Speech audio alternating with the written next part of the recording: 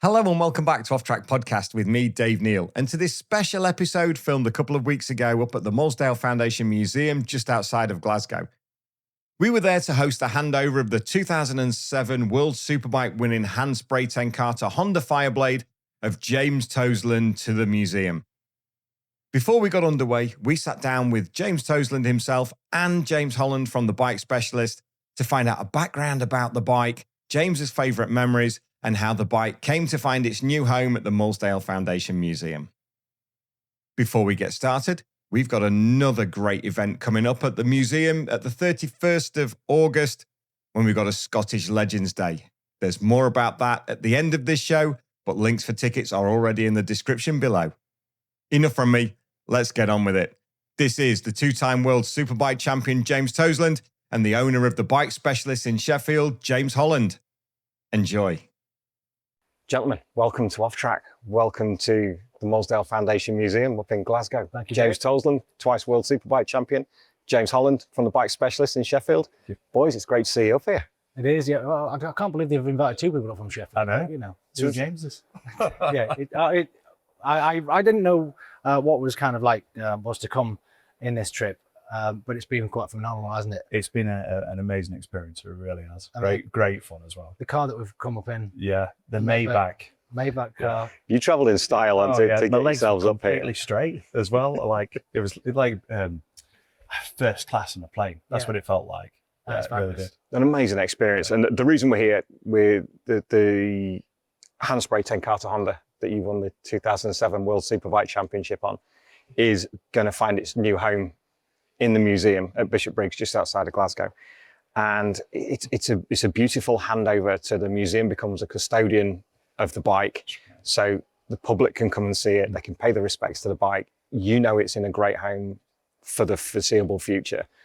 How does it feel now to be as handing over the bike that you won the 2007 World Superbike title on? Until you do walk into this place, you don't realise what a collection that it's got. And then literally talking to David yesterday, obviously, who's started all of this incredible place, and talking us through the bikes, it's in good place.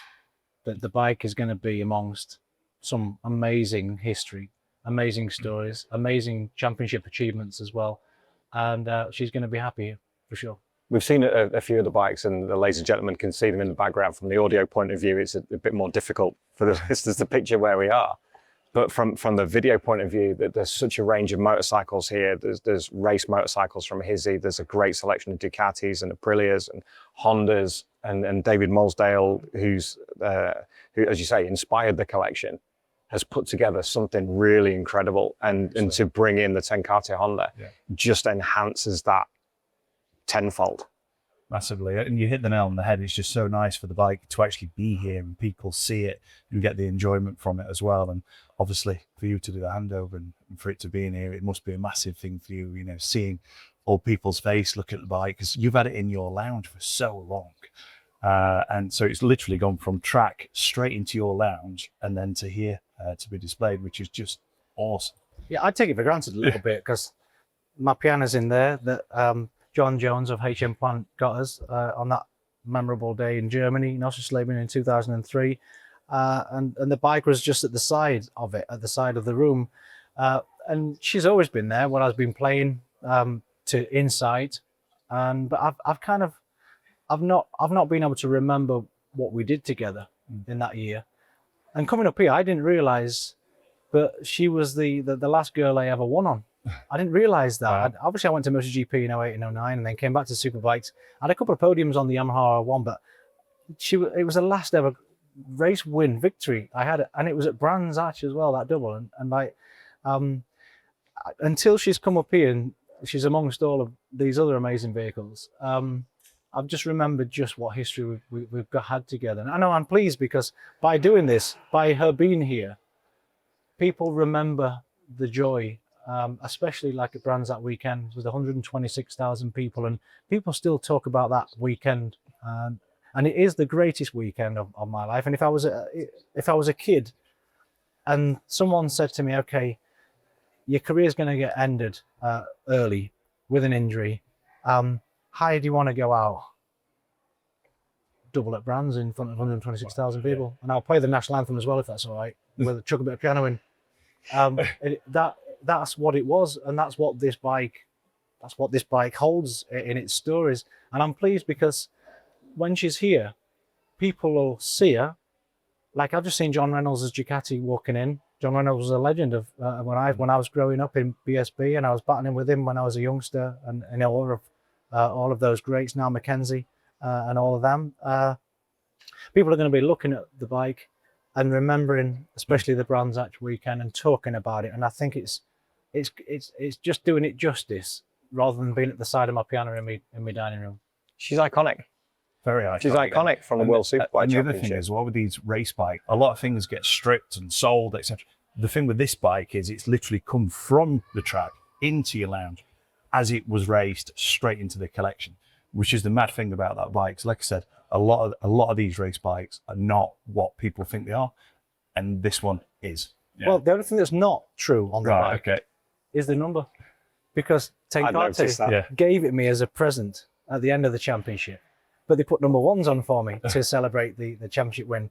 But they also, in my back pocket, gave me the 52s. Excellent. So they're still there. That's David good. has them as well. So Excellent. if he wants it really doing it as it was, then he can put the 52s I back. remember chatting to Mark Lloyd about the bikes, and he put together Joey's 2000 TT winning bike, but it was Aaron Slight's engine. It was a bit of this, it was a bit of that. And then people beyond that have said, oh, no, that's Joey's TT winning bike.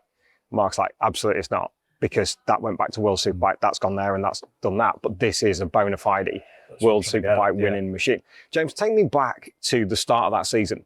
Second year with Tenkate Honda, going in from 2006 to 2007. What were your expectations ahead of that season? Well, I just finished second to Troy Bayliss in 06.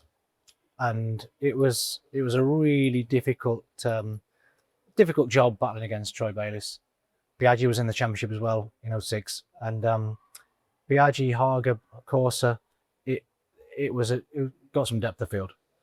And I'd ridden against Troy Bayliss for 6 years at that point. And all I ever did in my career was try to develop my skills as a racing motorcycle rider to try and be as fast as Troy Bayliss. He was the benchmark, and every weekend when he came past, I took every opportunity to try and tag on, and every single corner and every single braking and every single turning and acceleration, I just tried to nav everything what he was doing and try to teach myself how to do it. And in 2006, in 2005, I got sacked from Ducati, and that stung.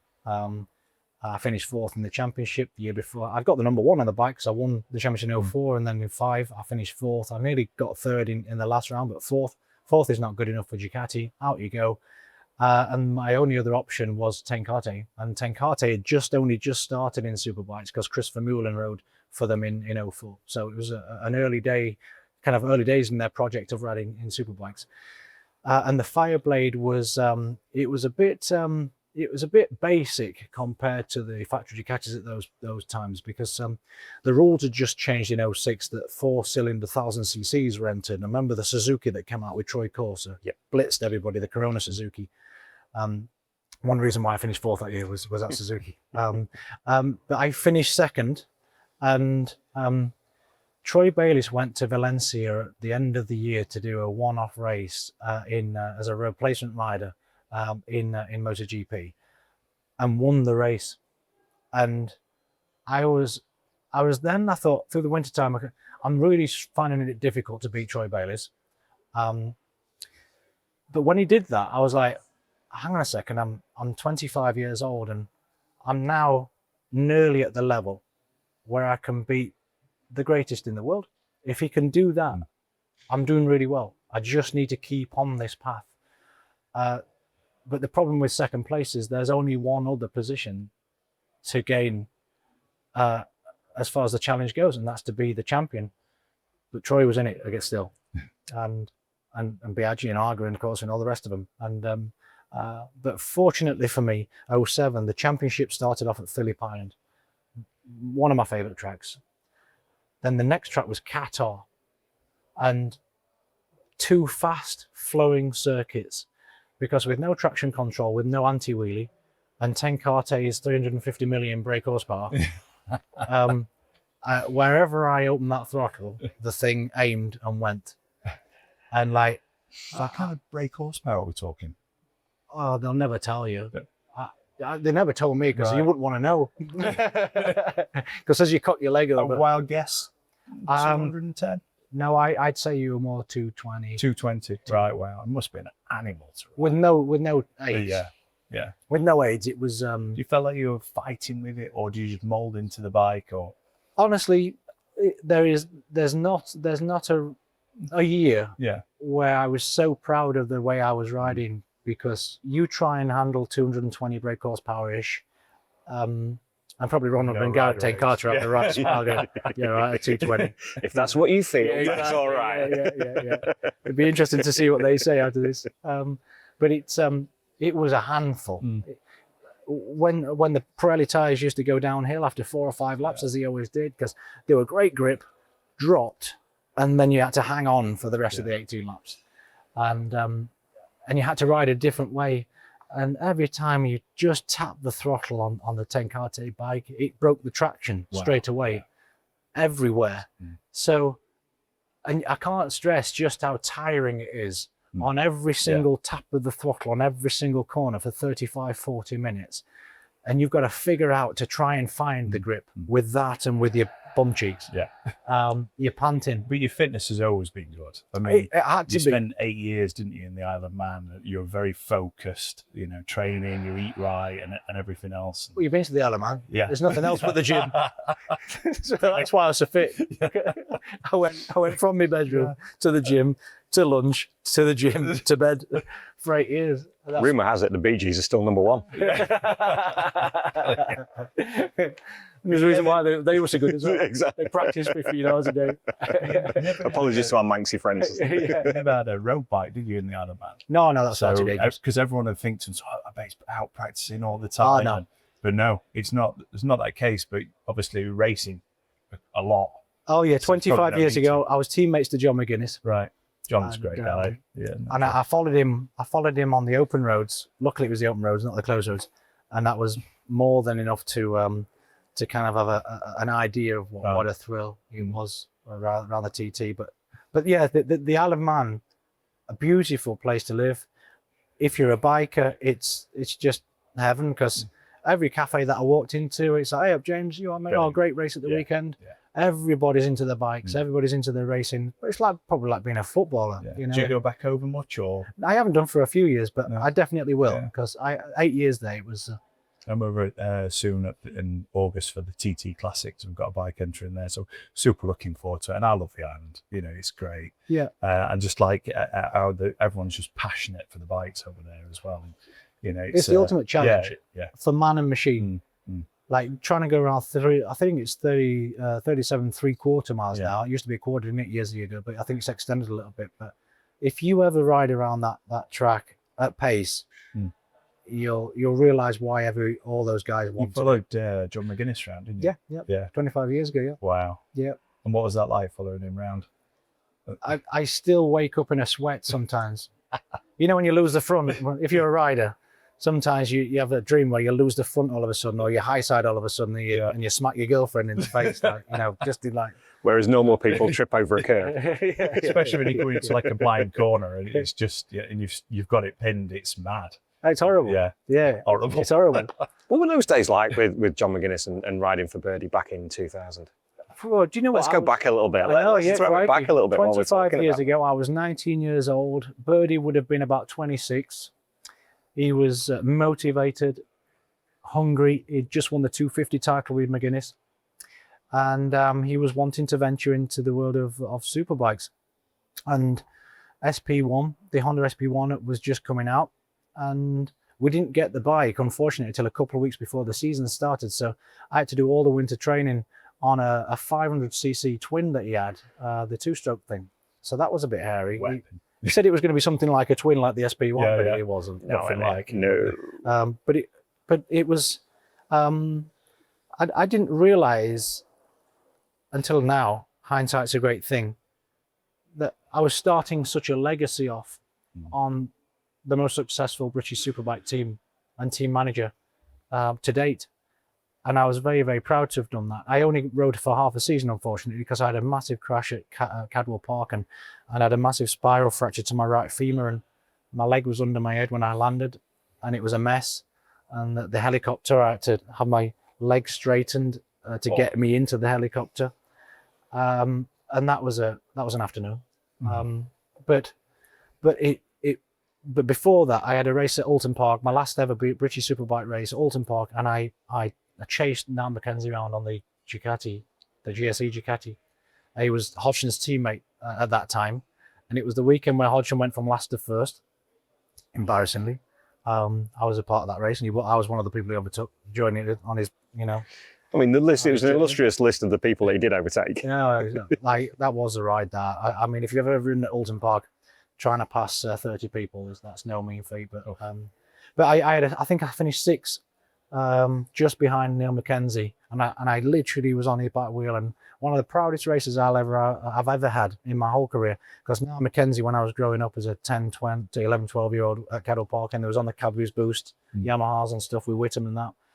Vivid memories of that. And then I was racing around at 19 years old, trying to chase him around. So, yeah, that was the start of my superbike career, and Birdie gave me an opportunity to show that a 19-year-old, because it was quite unusual for a 19-year-old back then to be riding one of them, that I had the potential to go to World Superbikes, which then GSC, the team that Niall Mackenzie was riding, I took that ride because the team went to World Superbikes. So, yeah, very grateful for Birdie. It was a huge loss. It's an amazing step into the world of superbikes to take that step with Paul Bird Motorsport, with Birdie, to become such an iconic figure in the Bennett's British Superbike Championship, but then to move on through to become the youngest ever World Superbike Champion, and then to move on to become a double World Superbike Champion. The effort and the dedication that it takes to do that, I can't comprehend that as a non-rider, a non-racer. To be able to dedicate yourself to that, to achieve what you have done. What was the biggest thing you learned about yourself in that first championship year, becoming the youngest ever World Superbike Champion? Well, I was lucky to work with great people early. I was lucky to work with Paul Bird in BSB to showcase that I could ride a superbike competitively at 19. And then even with a broken femur, a massive injury, GSC still took a gamble and took me on to be Neil Hodgson's teammate.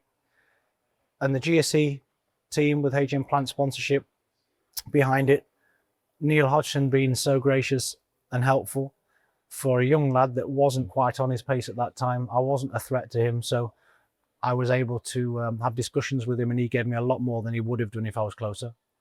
And in those primitive years, when I was 20 and then 21, finishing 13th and then 7th, it just gave me the tools and the understanding of what I needed to do and work on to become successful at it. And it was those 3 years with that British team as well, which I'm saying British team because that makes a difference as well, because all of the conversations that we're having in the hospitality suites and in the garages, every engineer and every technician was all English, and I was able to understand everything. If I was a 20-year-old joining a foreign team in Italian or Spanish, the electronics engineer's information he was given, the chassis engineer, the tire engineer, if it was all in different language, you're not picking that up. So I was really lucky in World Superbikes when I was a youngster. Everybody spoke English and all the engineers were top notch. And Neil Hodgson was at the top, in the top 3 on the podium on a satellite Ducati that I could learn from, follow. And he let me follow a few times as well in practices and qualifying. Quite sketchy at times. He didn't realise what danger he was in, to be honest, when I was holding my breath. One particular time at Lausitzring he did, because at Lausitzring there was a right and a left at the end of the track. And I was following him. I was on a soft tyre and he was on a race tyre, I think. And I was right behind him. I thought, oh, this is a great lap. Hit the brakes and the front locked behind him. I had to let the brake off, go straight over the chicane, but the chicane went left and then right. So as he's coming right, I'm going straight into the side of him. So I had to then accelerate across the grass to avoid him. And it wasn't quite as bad as the Austrian incident with Valentino Rossi and Zarco. But I went past him the bear man, this is a second gear or first gear chicane, and I'm coming through in third flat out to avoid him. So you can imagine the shock on his face as this orange Ducati flies through the chicane and onto the start and finish straight. That was the last time he let me follow him. He came into the garage and went, mate, that was so dodgy. I love you, but we're not doing that. From a career perspective, and this for regular listeners to the podcast who've listened to the Matt Lloyd interview that we did, who was one of your mechanics at the time, and the one we did with Hodgie, how much solace do you take in the fact that you didn't do the firewalk? Oh God, bloody hell. That's a story. That was a night. Last night I was getting something similar actually, so I'm glad I walked off on that as well. I walked off on this one. We're on safari in South Africa. We'd just ridden, I think we'd just ridden in Kailami. And then the next race was Japan, I think. It was Japan. At a layover. And we had a layover, and it was like it was costing more to go back and then back out to Japan. So we thought we'll stay in South Africa, go to a safari for a few days, and then go straight to Japan. We had a barbecue-ish thing going on in the safari, and like the drinking got out of control. And there was an engineer called Skip, Aussie, top bloke, absolutely top bloke. And like I don't know how it developed into one thing that we had was with the food going on. There was an army of ants going down this wall, right? And I was fascinated by it. I was just watching them kind of. I had a couple of drinks. You know when you just zone out. You know, all the lads were Ant watching. Yeah. So and Colin Wright's sandwich, right, was just on the table. So I put Colin Wright's sandwich just in the line of these ants, like just to see what had happened, like and. He picks his sandwich up, takes a bite out of it, and that's what kicked off the shenanigans. Because then, I don't know. I went from that to then. Right, I'll tell you what we're doing. We're clearing the barbecue, and take the stuff off it. Just ruffle the coals up. Yeah. Right, and now I'm going to take my shoes and socks off.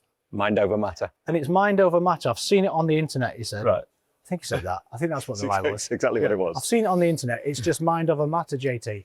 I went. Neil, this is a really bad idea. I mean, let's stick to like, stitching people up with some ants on a sandwich. Like this is another level. I said, no, mate, no, watch this. So he rolls his trousers up to about here, like proper, like, like Skegness style. Yeah.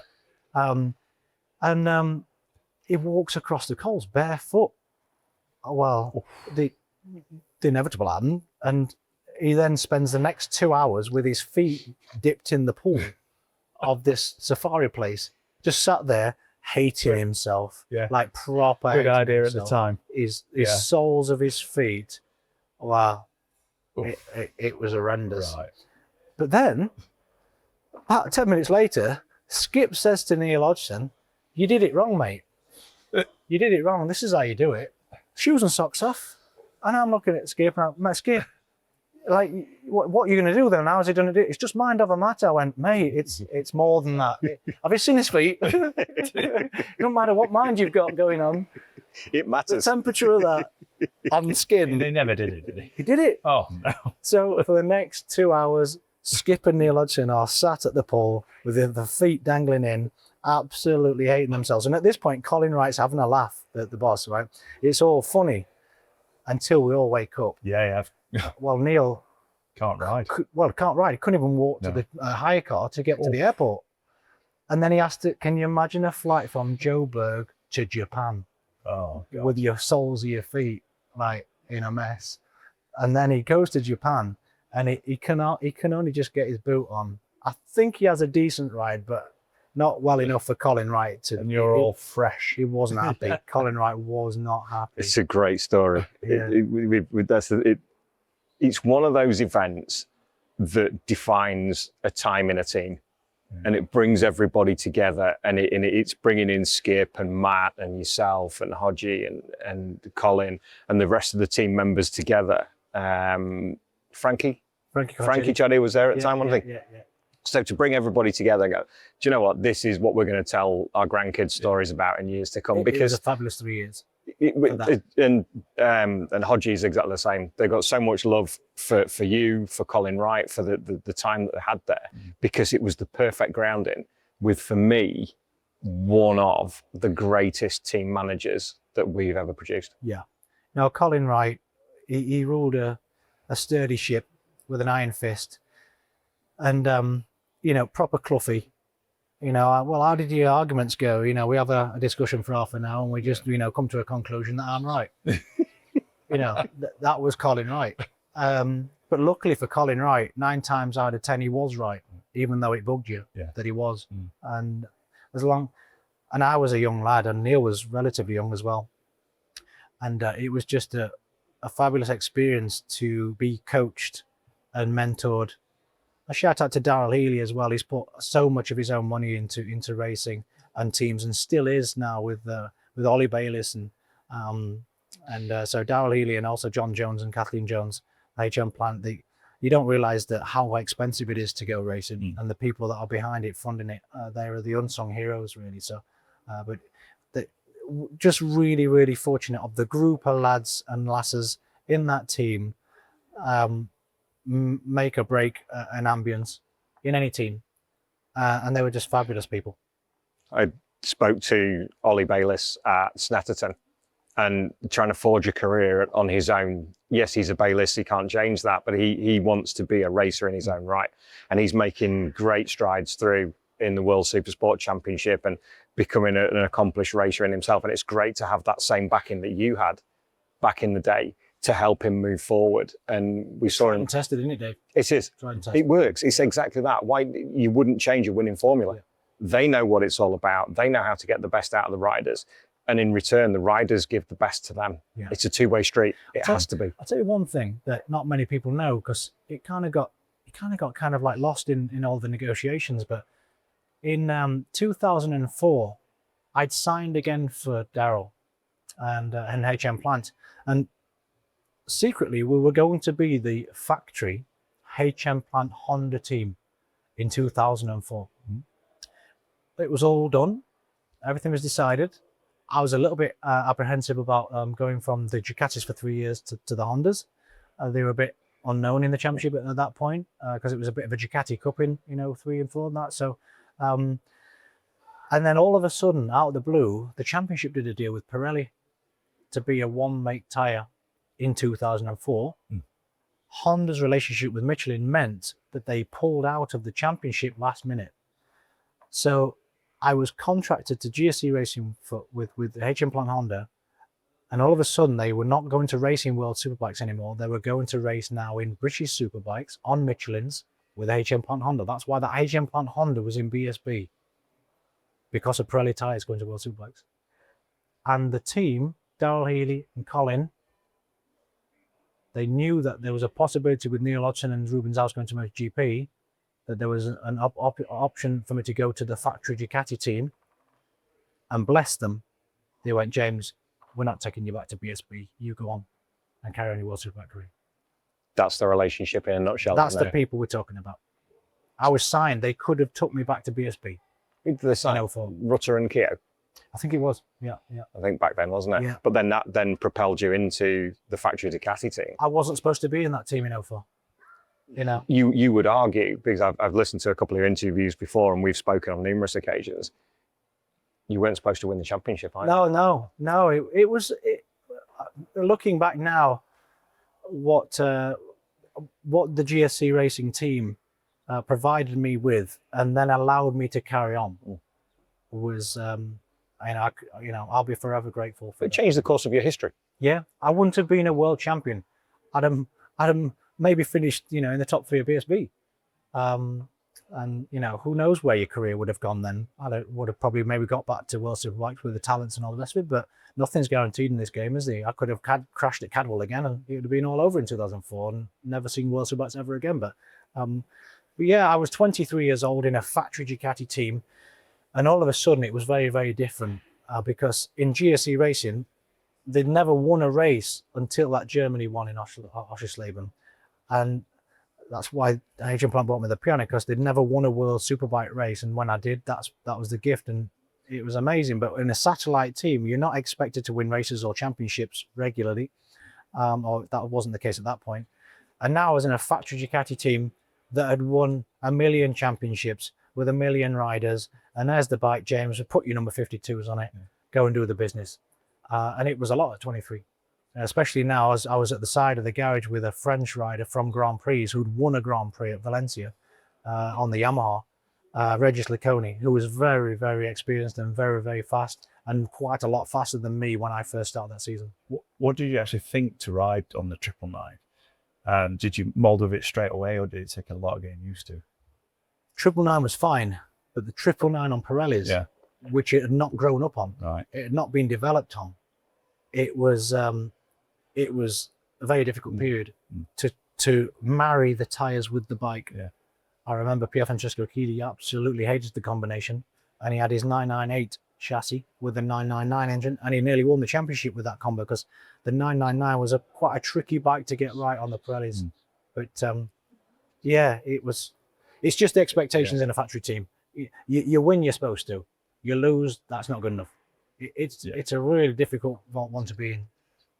From that point of view of arriving in a factory team in World Superbikes with a super experienced teammate, could you allow yourself to be aware of exactly where you were and what you were doing? Or was it constant push, develop and achieve? Like I say, it's a thankless task in a factory Ducati team. And it's a shame for everybody, because that's become the ambience because of their own success. They're victims of their own success, Ducati.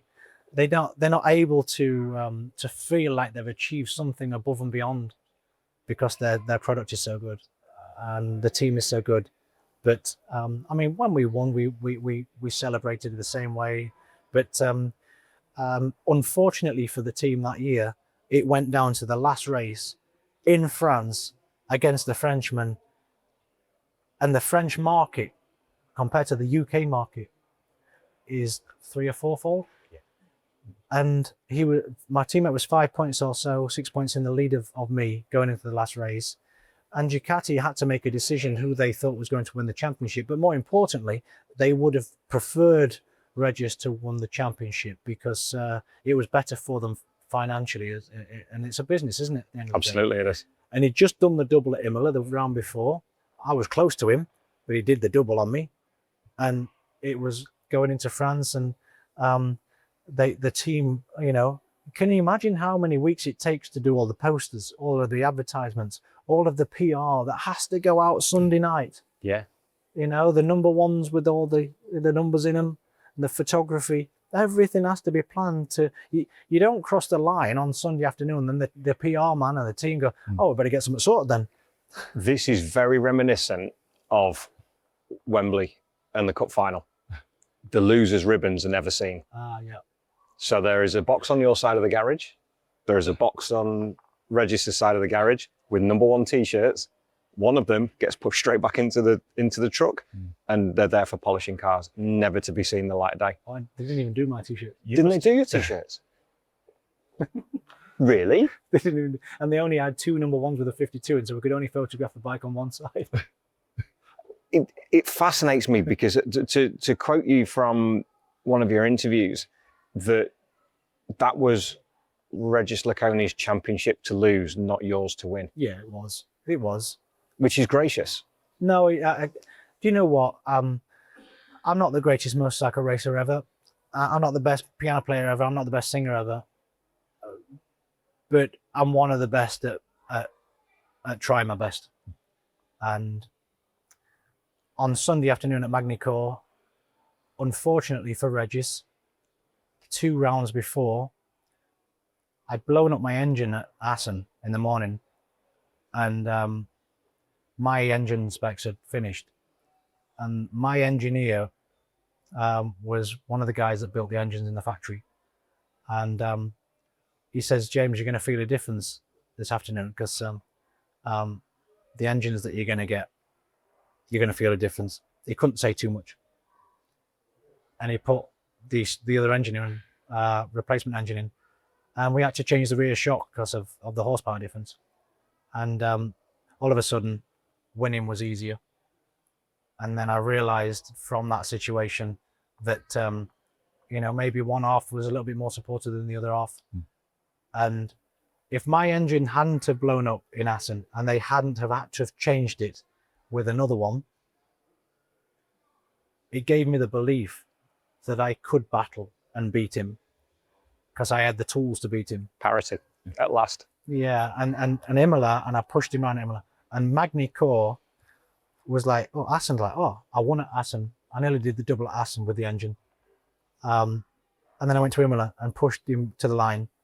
And Magny Core, so with that engine blown, it gave me the confidence and belief that no, I can and I will go for this, and I'm not leaving Magny Core without it. And that's what happened behind the scenes. But the first 3 quarters of that season, Regis was pretty difficult to beat. He really was. He had just as much riding talents as me that particular year, and you know, I'll be forever that world champion that year. But you know, I think I won it by 2 points, and Norihaga and all the rest of them that never were able to be classed as a world champion, they deserved to be a world champion just as much as I ever did. The stars just aligned for me at the right time, and I took the chance. You must have really pushed Ducati sales as well, because when the 999 first came out, no one really liked it. They'd gone from the tambourine shape to the 999. A bit like when Porsche went from the 993 to the 996. People just didn't like it. It was a bit of an ugly duckling. And I think obviously doing what you managed to achieve, you must have really pushed the sales, and the limited edition feeler they did, it was just stunning. They really are. Yeah. So yeah, you must really push. No, it was. But the problem is with me winning the championship, selling bikes in the UK, yeah, was still a far cry from Regis winning it and selling them in France. That was the issue for Ducati. So Sunday night was mute. You know, we couldn't have a massive celebration, obviously, because there was always going to be one loser. And Regis was so gracious in defeat in the end. And his family were lovely. His mum and dad, they all came up and hugged me and congratulated me. But 2004, with what happened, the engine situation was just a 23-year-old lad figuring it out, honing his craft, and with the right engine, realizing I could be the best.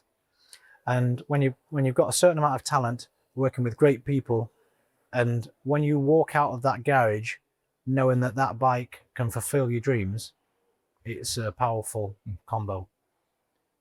There always comes a point in a rider's career where they need validation of their talent, but so much needs to align for that we speak about this on the podcast so often. There are so many variables to even getting a motorcycle racing career, let alone qualifying on pole, winning a race, to winning a championship. That has the most amount of variables that we could have. And it's fascinating that you can sit there and go that this now, that the switch is flicked. This is it. I can be a contender. I am the champion. This is my destiny complete for this year. What's next? Yeah, it's a tricky one as a professional sportsman or sportswoman to keep the belief when it's so difficult to. When you're moving up the ladder, you go from, you know, county level to national level to world level. And, you know, I got promoted in 97 up to world championships into World Supersport. Castrol Honda were just starting a new team. I was 17 years old. And I'd beaten the best of the British in Supersport and CB500s and at 16 years old, which was unusual. So it was unusual talent that got propelled up into the world after 6 months of success, basically. That was all. I mean, I was a junior champion, but, you know, but that was it. 6 months on a big bike to prove that I was able to go to world level. I went to Donington Park at the first round, crashed at McLean's. That was that. Went to round 2 in Monza. I crashed on Friday and broke both my ankles when the bike landed on my legs. And on Saturday, I lost my teammate. And I was like, crikey, okay, this is not what I thought it was. And on my return at Misano, I didn't qualify. Remember? I didn't qualify. I was watching the race on the pit lane in Castrol Honda gear as well. You'd got Aaron Slight and John Kaczynski, Aaron Slight and Colin Edwards on the podium in superbikes, and I was in Castrol Honda gear at the side of the track, not qualifying for the race, outside the 7%. And like, there's moments like that where I was 17 years old I'd lost my teammate, and my mum didn't want to, I mean, mum didn't want to do it anyway, but after that was horrendous, obviously. And I went all the way to Italy to fly back because I couldn't even ride because I wasn't fast enough to even qualify for the race. It's moments like that when you get home and you look yourself in the menu, you go, nah, this ain't it. This ain't it. This can't be it. And like the fight and the fire within you to absolutely refuse that you are going to fail at something. But it's risky. It's like boxers. At least with motorcycle racing, you've got 13, you've got one each weekend or one every other weekend. You can have another go and you can get that confidence back. You just follow someone, brings you back up to that confidence level again, brings you back up to that pace again. And then that muscle memory comes back that you used to have, that you can go around a track at a certain speed. But with boxing, like, you know, we've got a big fight tonight with Jabbar and everything, and Usyk. Like, both of them, it was last night, so wasn't it? Both of them, they both are absolutely convinced they're going to win. Absolutely convinced they're going to win, because you have to be 100% sure you're going to do it. But tomorrow morning or this morning, whatever, after the fight's finished, you're going to wake up a loser or a winner. And it's when you lose is when you see the makers of the man, because you got to get out of bed and refuse to let that be it. And that's all you're going to be. And that's what I'm, you know, personally, one of the things I'm most proud of going from not qualifying in Misano when I was 17 to being a double world champ, because that took a lot of, I don't know what it is, ignorance, I think. But that's full sink or swim, isn't it? Yeah. Because it could be leveled that there was too much too soon. Yep. For a young rider with inexperience in the world of motorcycle racing, coming into it at the level that you did and the pace that you did, to then be out there and losing Michael Paquet, and it just all of a sudden you're like, how did I get here? Yeah. What's just happened? Yeah. And then you either go, well, this isn't for me, or this is for me. Yeah. I'm having this, and I'm having it on my terms. Yeah. No, and thank you for remembering his name, Michael. That's very nice of you that you've done that, because it was a long time ago, and he was a lovely lad from Belgium. But I was really, really lucky in life. I think that the most precious thing we can do with kids is introduce them to things that they are absolutely passionate about, that they want to just do it every single day. And it doesn't matter what it is: football, golf, tennis, motorcycle racing. Just give your kids, introduce your kids to something that they absolutely adore. And motorcycle racing was, and even in those times that were awful, there was only one thing that I wanted to do, and that was ride and try and be the best. But I don't know what it is in some people. Even when I didn't qualify, like, I still watched Paolo Casali and all those amazing riders at the front, Rubens House back then, and the world champions, Ibuge, Pirovano, amazing riders. I used to watch them and go, I can do that. I used to watch them ride, and I can do it. In fact, a couple of days ago, I saw Neil Hodgson in the comms box with Michael Laverty watching Mark Marquez, and he said, I watch him, you know, and I still think I can do it. And he says, I don't know if I should say it out loud. I know me and Mike I was sitting at home, and I was thinking, you shouldn't say it out loud. You shouldn't say it out loud. But we do. There's an innate thing in competitors that you still watch, and Fogg is one of the worst, not worst, but best at it. Yeah. Best. I can still do that. Not worse, he's best at it. I will absolutely murder you on the track. And even now, I'm not going to, but if I wanted to. I would if I can, if I can't. It's as simple as that. I don't mind. But just know that I can. Yeah. I don't want to. Absolutely. But I can if I want to. But I don't. And that's why Carl was so good.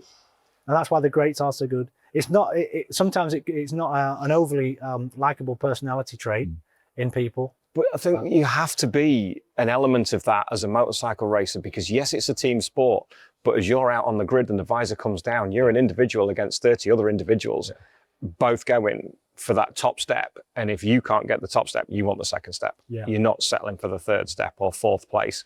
You want the glory that comes with it, because at some point that all stops.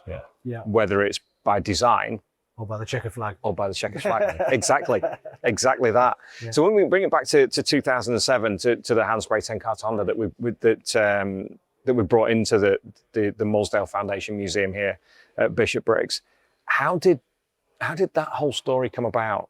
James, we'll go to you with that one.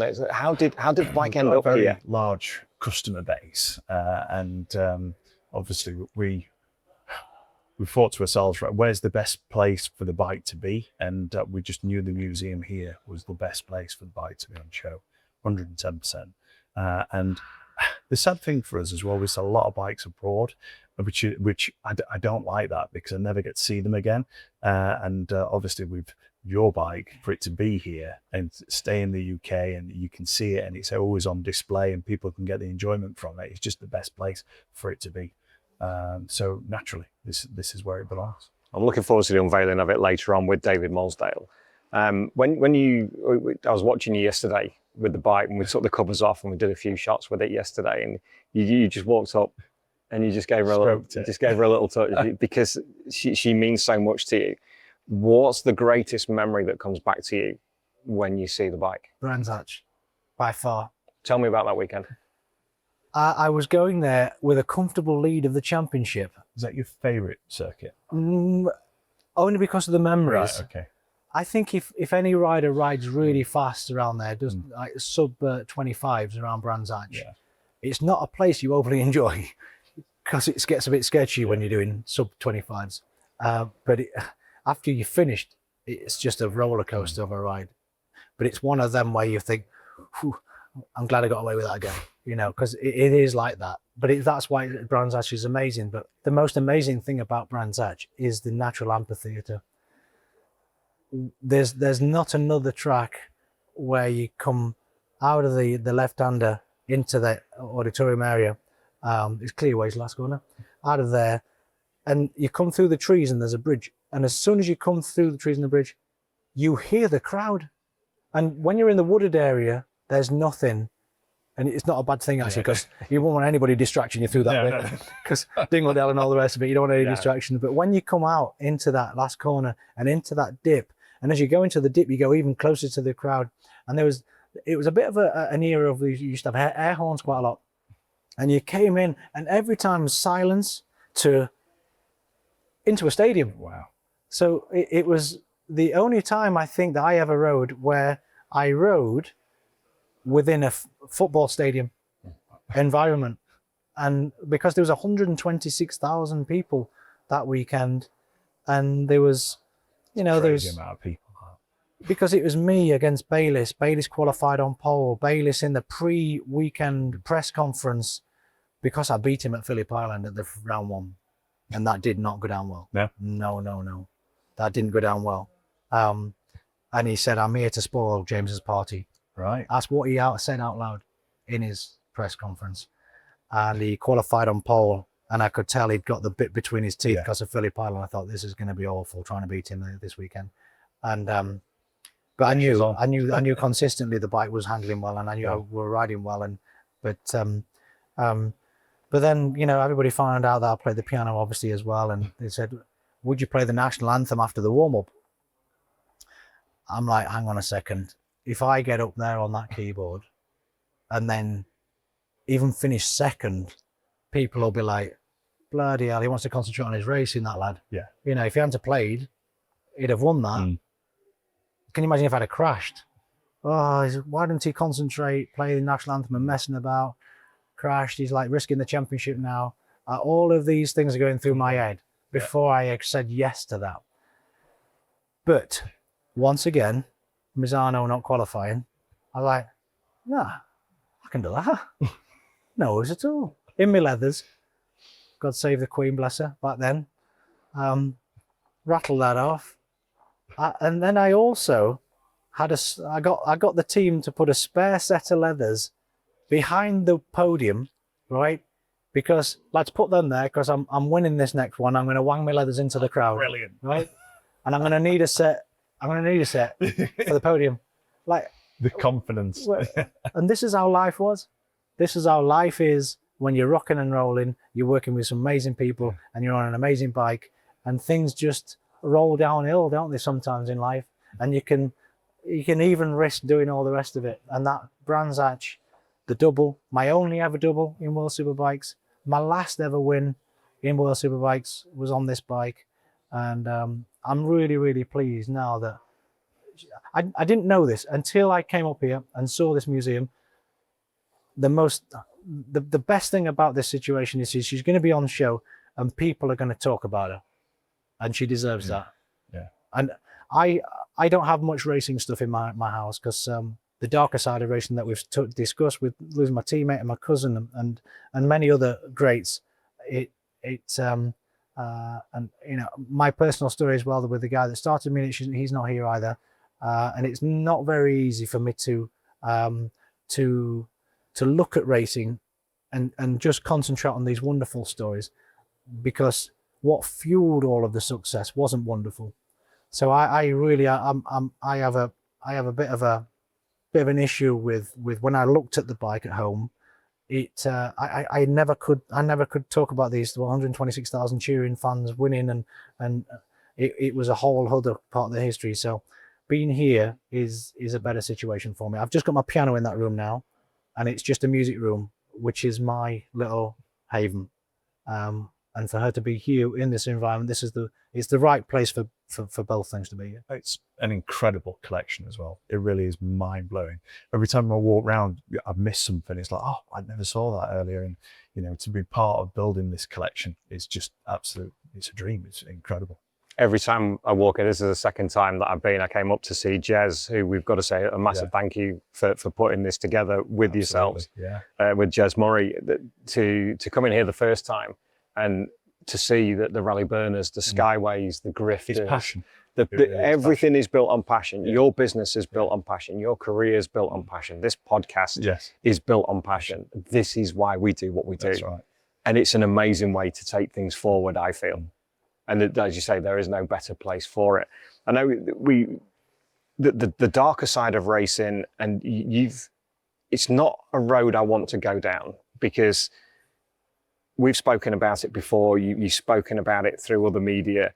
It's not been the easiest journey for you to be at this point now, but to have the confidence and to have the knowledge and awareness of where you are now for what you've been through, those days seem a lot further behind you than they used to be. Is that fair?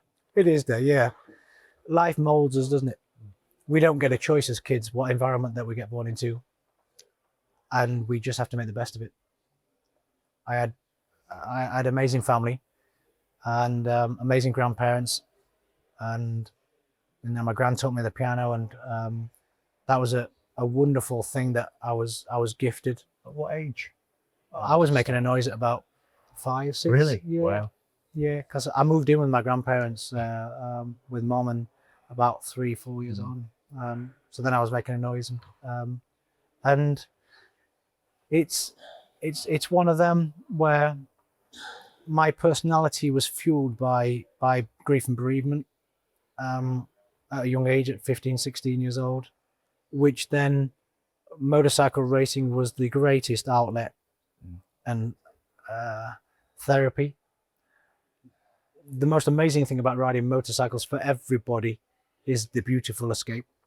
Escapism 110% that you get from it. I think that's the biggest appeal. There's no feel like it about riding a motorcycle, isn't it? Absolutely. And when you have to win races on them, like if you're struggling with life, you do a sub 25 round Brands Hatch, and you're fine. Minutes, are we talking? At my level. Even that might be right now. My greatest achievement is a sub 2 minute around Donington Park. That is my sole greatest achievement on a motorcycle. And psychologically, you're fine, aren't you, for 2 days? I can sleep easy at night knowing I can do that. When you get off, you're like, you're buzzing. It's just great. It's brilliant. It's one of the most natural highs that you can ever get riding motorcycles, and I am forever grateful I was introduced to it. It was a difficult molding of a psychological thing for me, of the fuel that I used to be as good as I was at it. which was not so easy to dial out once I didn't have the opportunity to do it. But without it, I don't think I would have been as successful. So I have to get into that uncomfortable area of being grateful for it. But you can't be grateful for people's misfortune. It's a real dichotomy in it. I can't be thankful for the deaths of my grandpa and Ken. I can't, and that's just not comfortable with me.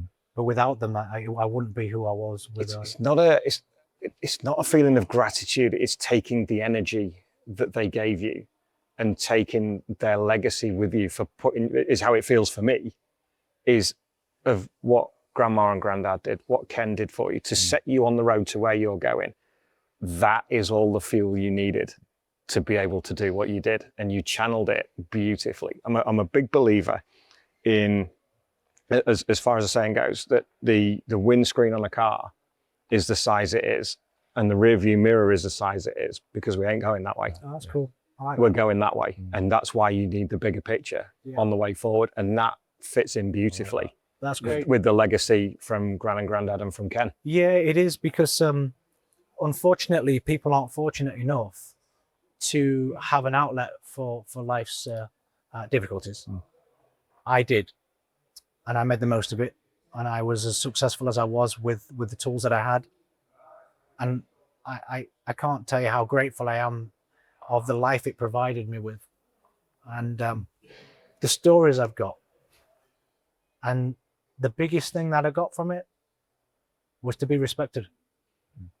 Motorcycle races, because it is dangerous and because it is what it is, we're lucky that the fans, they respect the riders so much for what they do, and having people's respect in life, I think, is one of the true gifts. Massively. And you obviously, the Easter egg run, what you do as well. I mean, you had 1,000 bikes this year, or is it just under 877? That's incredible. Yeah. And you do it every year, rain, shine, or snow. Yeah. Well, I was talking to David last night as we met for the first time, and we hit it off massively because of the charity work. And I've been a patron for Sheffield Children's Hospital for 23 years. And for 23 years, I've done the Easter egg run without fail. I've not missed it, rain, snow, or shine. Luckily, with the climate change, it's getting a little bit warmer in March, April. But yeah, we just surpassed the £100,000 mark that it's generated over the years. And that, without racing, you've got to find something else. And what I realized after 10 years, you can't replace it. So trying not to replace it is beneficial. And it's just trying to keep yourself busy and trying to get fulfillment of something. And I have to thank the Sheffield Children's Hospital and the brave children and families in there, because they've given me such a purpose to help such an important Definitely something scheme. we're very proud of. 100%. Yeah. Because it is so important to help Sheffield Children's Hospital to be the best it can be, to provide the best care and help and save lives for those kids in there. It's been a real privilege. I know I do a lot for them, but they've helped me a lot with the focus that it's given me to do it. It's a two-way street, and it takes us in nice now. We're getting the wind-up signal from behind the cameras, because but we've got a few questions from our patrons who support the podcast every month with contributions. We always put the guest out early. Have you got questions for James Toseland? And I don't vet these before they come out. These come straight off the bat. Sometimes the bat's nice and straight. Sometimes it's a big wild swing in the dark. So I make no apologies for our fantastic patrons. You're going to blame them? Absolutely. I just write them and put them down under somebody else's name. It's like, well, if I need to ask him this, whose name can I put it under? I know they're great. Our patrons are fantastic, and they really engage with the guests that we have on. So both of you, thank you very much. Absolutely fantastic. Love it. The first one is from Chris Turner. What was your biggest strength as a racer, and the one area that you thought was your weakness? Biggest strength was probably my focus and fitness. I was able to ride a motorcycle without the electronics, with a lot of horsepower, from the first lap to the last lap, and do a very similar lap time.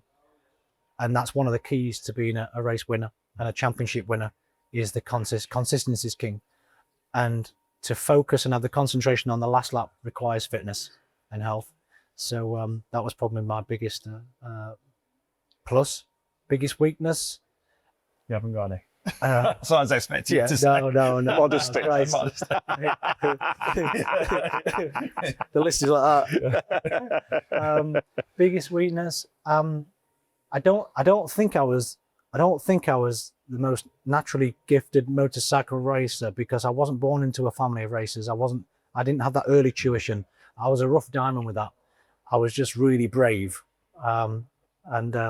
So I think there were areas where I made mistakes, fell off in places where I wouldn't have done with a bit more talent. As Stoner used to say to Valentino Rossi, my bravery outweighed my talent at one point a few times. Full send. Yeah, but if he'd have said it to me, it'd have been true. We picked the wrong kid to pick on. Oh, Chris goes on to say he loves your commentary and the insights that you give on World Superbike. He says, thank you very much for that. From Craig Lowe, how have you coped with your time so far in commentary and the public social media comment on you and your skills? We spoke about this yesterday. It's a really divisive subject amongst race fans, is race commentary. How do you deal with it? I can only portray the passion that I have for this job, and I can only come across to people not in vision is a big thing. They are starting to put cameras in the comms booth to show the level of concentration, passion, and delivery and skill set it takes to commentate, and it's helping. As time goes on, to have an opinion on people is never comfortable, because it's not all good, is it? And there are crashes and there are mistakes that I have to comment on. And obviously, if you're a fan of that particular rider, it's not something that you want to hear when someone criticizes a possible mistake. But mistakes are made, and it's taken me a while to settle into this new role, because it's not something I wanted to do at first, because I wanted to ride. I didn't want to talk about it. I wanted to do it. But I've realized now, I'm wrong side of 40, that it's a job I really do appreciate and I do enjoy, because I still feel a part of the race with commentary, and I can add to the excitement of the show. Like I did as a rider, I can now increase the enjoyment level for people if I really put a shift in. But it's art. Racing's easy. If I finish first, everybody loves it. If I finish 10th, there's not many people love it. Simple. Commentary, piano playing, music, it's subjective, and it's horrible because of that. But as long as people realize it's coming from a true, honest place with a lot of experience, and what I say hopefully will have some substance of it being backed up, even though it's not something that you want to hear at that point in time, it comes with only passion and love. I would expect nothing less. What do you want to see the future of World Superbike become, and what do you feel it will end up becoming? That's a really good question, because we're in such a changeable time when it comes to what we're going to be manufacturing in the next 10, 20 years. I hope everything's not going to become electrified. I really hope that that's not the case. No electrics. I really hope, because I don't know. Do you know someone that's gone to see AC/DC acoustic? No. Have you? No. There's a reason for that. We love noise, don't we? Yeah. We love noise on a certain level. Somebody write that down. I'm going to use that again. It's the perfect thing. There's a reason for it. Yeah. And there's a certain environment and a kind of what's the word I'm looking for? Feeling? A feeling, yeah. But experience. Noise gives us an experience. Definitely. And when you go to see a MotoGP race or a World Superbike race, and you've got 30 bikes rattling off a 16,000 revs per minute limiter as they dump the clutch, well, I'll defy anybody not to be in awe. Yeah, of course. And then listening to 30 Hoovers. Yeah. A bike flew past me the other day and it was electric, and I went, God, it was almost dangerous. It doesn't do anything for you, does it? It doesn't do anything. The World Superbike last weekend, watching Top Rack into turn one, the engine overrun and the noise that the BMW makes, it is one of those points where you just go, ooh. I mean, don't get me wrong, I respect the technology. It's incredible. I have no issue with that, but it's just not for me. No. There's a place for it.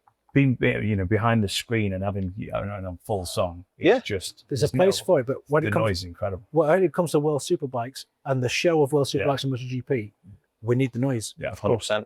We definitely need the combustion noise, the smells, and everything that brings. So there is technology out there that with these e-fuels and all the rest of it, that they don't burn the CO2s off, because we are against the grain on looking after the planet, this show. So we have to do something to try and look like we're helping along the way. But, you know, what legislations governments are going to bring in to force manufacturers to manufacture a certain thing, we got no part of that. Nope. But I was doing a talk for the FIM not long ago in Belgium, and the people that write the policies and stuff were there from the governments in different countries, and I said, please don't just think about CO2s. You got to think about people's lives and livelihoods and psychological things as well. Motorcycle racing and the family that this is, that we have here, helps a lot of people in so many different ways. And I left it with that, you know, so many jobs, so many lives that can be changed by motorcycle racing. And I think if we can keep it a separate thing, even if manufacturers have to manufacture just, you know, electrification and all the rest of it. But the problem with superbikes, what you manufacture, we race to promote, to sell. That's the format of superbikes. That's what it was always originally about. You win on Sunday, you sell on Monday, wasn't it? That's what it used to be. Which it isn't so much now, unfortunately. But do you see potential of going next gen Supersport, R9s, Triumphs, Aprilia, and bringing the capacity down a little bit, because the R1 is coming towards the end of its development. The ZX10 certainly is. So we're either going to end up with a field full of BMWs and Ducatis, or open it to the manufacturers like the R9 and the manufacturers that are bringing in new. Dear Honda, please bring back a V4 750. Yeah. You've got all the drawings, you know how it works. Yep. Bring one back. Yep. And then you can go racing against the R9. Yeah. I mean, a lot of these things, obviously, with the emissions thing, the 5+ that's coming now. Obviously, the manufacturers are building engines, because they're going from 4 cylinders to 3 cylinders, just for the emissions, so they can sell them in different countries still. It's the emissions thing that's one of the biggest things. Well, there's other things in the 5+ that you have to get right, isn't there, for manufacturers to build bikes that they can sell. But if World Superbikes is 754s and 1000cc twins, okay, that's not a big problem for us. Right? Remember in 1998 with Colin Edwards, Aaron Slight, and Pier Francesco Chili, and Norrie exactly Hartley, my point. You know? Yeah. How popular was it then? It's back to the future, isn't it? That's what they were back then. Yeah, 100%. If we've got great bikes, 750, 1000cc, whatever, as long as the show's good and we've got showman, light top rack in there, Superbikes will be a healthy place. And fingers crossed, policies and governments will allow manufacturers to still manufacture bikes that we can showcase in the Superbike Championship. Agreed completely. Craig, thank you for that. From Maggie Day, thank you for your knowledge, James. And will you be bringing out some more of your fabulous music? Well, today I'm playing. I've not performed since last winter. We did a bit of an acoustic set, but it was about 5 or 6 years since I performed with the band, because I had 10 operations on the wrist now, which has been a journey, as you can imagine, the recoveries from that. So I can now play on some level. I haven't got any movement from the sides with the wrist, so that's difficult to play like I used to, but I can play well enough to perform now. So I'm hoping that the third album, hopefully in the near future, will be coming. Wonderful. Thank you, Maggie. Mick Strickland, with 2 from Mick. James, thank you for your amazing years of racing, giving us Yorkshire folk plenty to shout about. You're an amazing rider across all the domestic and international series in which you race, and were phenomenally supported worldwide. Thank you. When you finished racing and needed to recover from your arm injury, what did you do to get over the psychological impacts until you eventually found a surgeon who could fix the issue and finally give you your life back? Cool. Well, first of all, thanks for the message before, but that one, that has been the most difficult journey that I've been on for the last 12 years. 12 years and 10 operations on my dominant hand that took my career away in a crash in Aragon in 2011. And the problem with the injury was I've not been able to recover from the loss of my career easily, because the operations and the pain and discomfort and medication, it's a constant reminder of that day. because I'm still struggling with the issues and the fallout from that day. And it's had some really, really, really dark times. Obviously, was probably one of the reasons why the marriage ended. It was I was at an absolute loss, and when you feel at an absolute loss with medication, and I couldn't even brush my teeth for 2 years, so I'd gone from winning the world and being the best in the world at something to not even being able to wash my hair with 2 arms and not brush my teeth with and it was too far back. So I'm sure everybody can relate when you get that far down in a rabbit hole. You push everything away and you have a full reset, like a full factory reset, and go, okay, right, everything needs to now go away. I now need to just get myself better and heal. And I did, but it's a shame what the fallout was from all those years in operations and the difficult times, the collateral damage from all of that. But I'm sat here today. I'm 45 in a couple of months, and luckily the surgeon in America has just given me this amount of movement back, which has allowed me to play again, not being too much discomfort again, and I'm able to now look up and make good of my life, rather than just being in a desperate state of chronic pain, because chronic pain, it rules you. It's a great place to end it. James, thank you for joining us at the Moulsdale Foundation Museum here up in Bishopbriggs in Glasgow. It's great to see you up here. We're going to see you play some music later on. We're going to unveil the bike with David Moulsdale upstairs. James, thank you to you as well for coming along, mate. It's great to see you up here. Gentlemen, thank you very much. Ladies and gentlemen, James Toseland, James Holland. We'll catch you next time. It was a truly fantastic event, and I hope you enjoyed the story behind the bike and how it came to be in the Moulsdale Foundation Museum. A massive thank you to James and to Jez Murray for organising the event. His patience and dedication made it a fantastic success, and to David Moulsdale as well for his hospitality and his friendship. As we spoke about at the top of the show, the Scottish Legends Day is coming up on the 31st of August with Ian Simpson and Jim Moodie. It's going to be an extra special day. These events don't come around very often, so if you'd like to join us up at the Moulsdale Foundation Museum just outside of Glasgow, links are in the description below, but we'll also be there to record the event, and we've got a little bit of time with Jim as well. I can't wait. It's coming up really fast. Get your tickets, come and join us. Coming up next week is a great 110-minute chat with Mr. Obsession Engineering himself, Dave Hewson. We talk about road racing, we talk about Scarborough, we talk about BSB, his role as crew chief at Rapid Honda and instructor at Rapid Training, and a big nod to the immense character that was Owen Jenner. It's an episode you won't want to miss. So please join us next week with Dave Hewson.